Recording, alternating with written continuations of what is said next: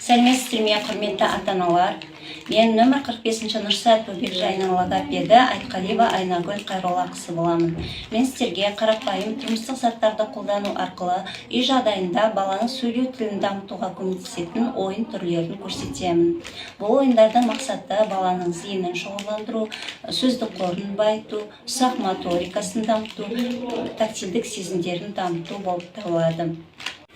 Алғашқы ойынымыз үшін бізге көбік, фольга, қайшы және скотч қажет болады. Фольганы осылай төртбұрышты кесіп алып, столға жабыстырып орналастырамыз. Көбікті осылай фольганың үстіне тегістеп жағып аламыз да, түрлі бейнелерді саламыз.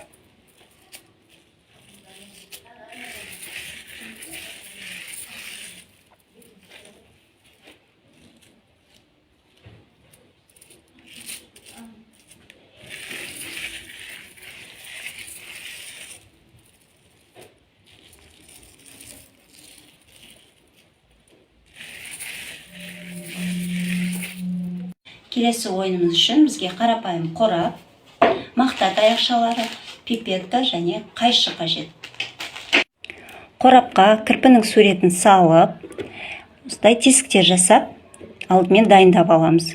Одан кейін мақта таяқшаларын екіге бөліп кесіп, осы тесіктерге салып шығамыз.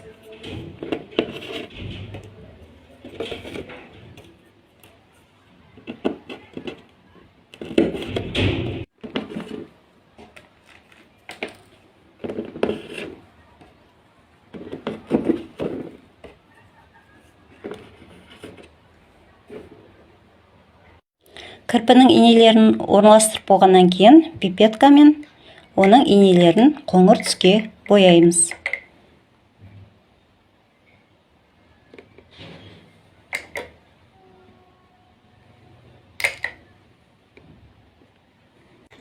Үй жағдайында осындай ойын түрлерін жасап көрсеңіз болады.